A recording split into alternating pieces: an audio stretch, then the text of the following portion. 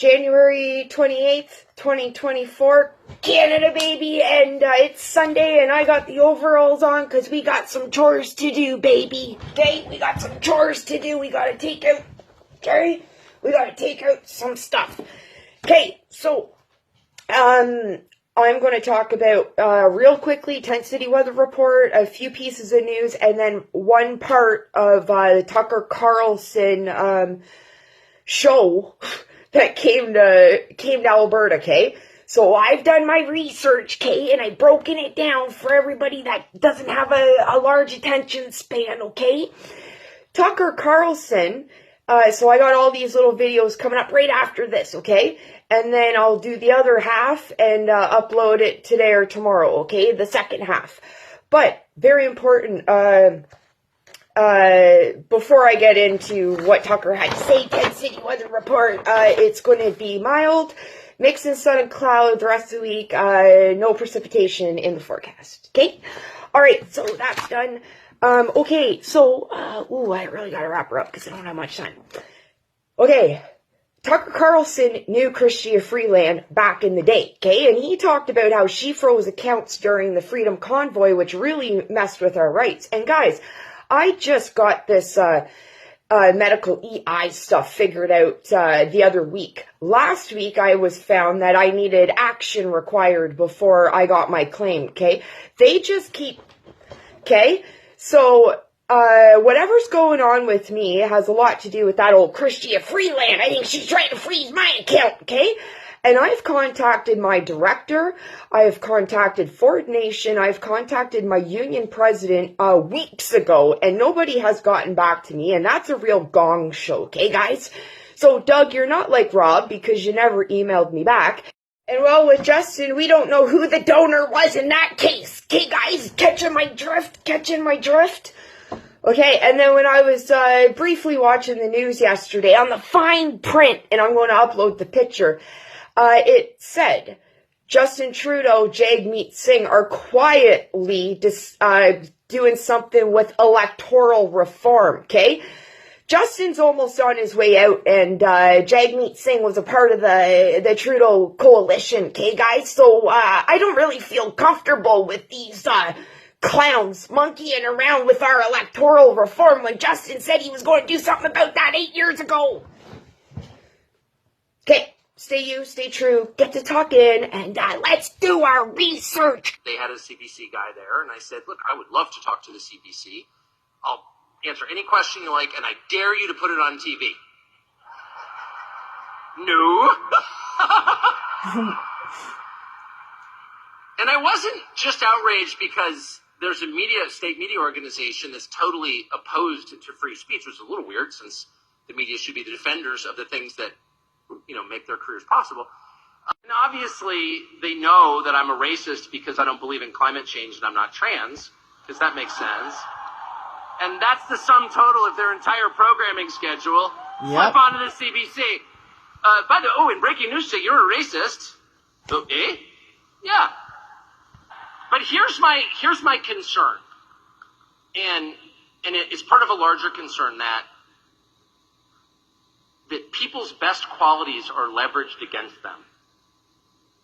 And that what unscrupulous people in power do, if they're smart, is they don't dispatch an army of young men in tight uniforms to goose step through your town because it's a little bit too obvious. You've seen that movie. And you sort of know what happens next. You take up arms, you form a resistance, you drive the people out, and freedom returns, right? You guys have seen that movie. It's been done about 50,000 times. And, if only that's what we were facing. Because that is straightforward. That's the kind of masculine expression of fascism.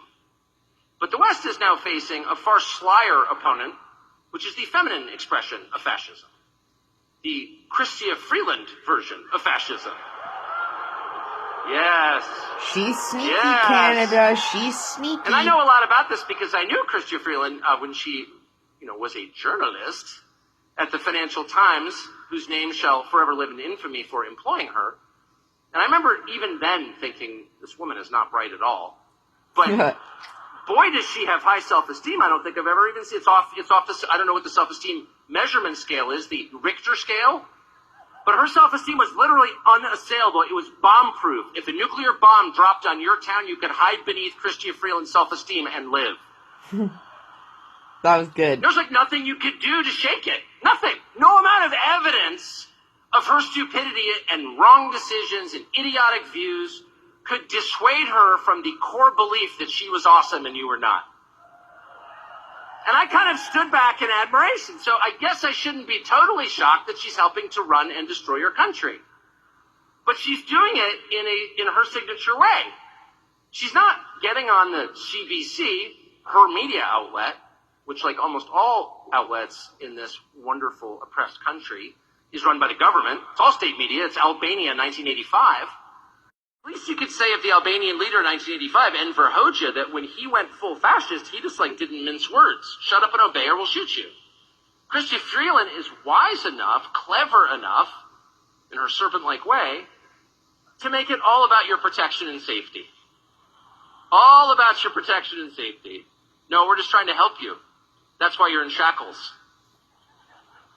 You're being arrested right now for your safety. Oh, it's for the common good. Don't worry, you'll understand.